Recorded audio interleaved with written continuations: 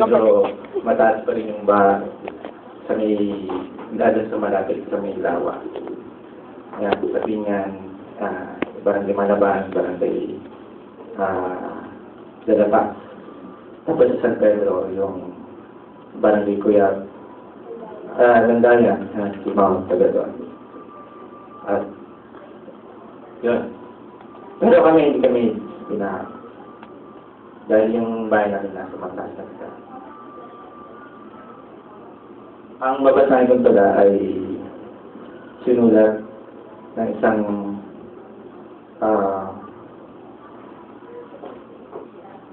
tanyag na Makata, na overbeing na Makata.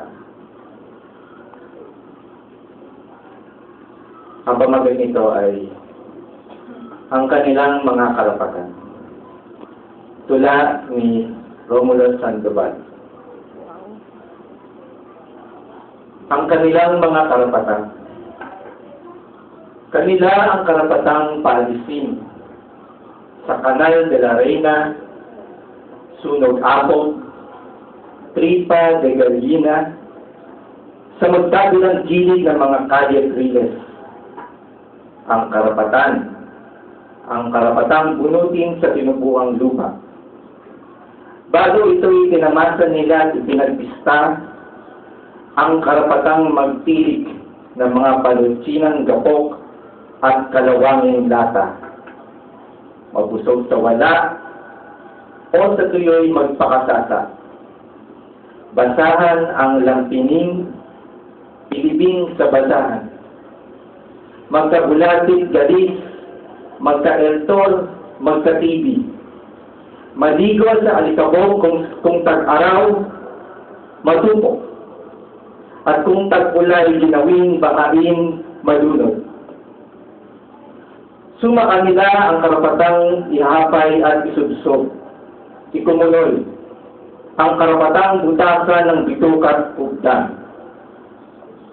Kanila rin ang karapatang daktin, multaan, habang hingal kabayo sa paghahanap ng pandesal sa mga bangketa at kalsada o ibilanggo.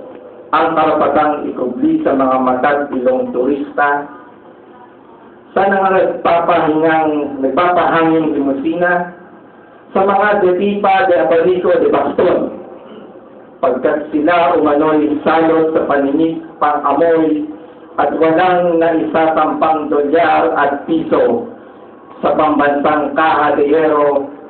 Ang karapatang pasahurin ng ilang busing at pagkaraay tanggalin sa mga pabrika at plantang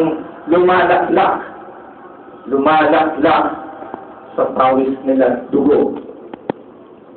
Kanila ang karapatang sumibol, mamulaklak sa dilig ng dahog na dulang sa balabal ng pusalit alingasaw, sa lihim ng dilim at pamamanglaw.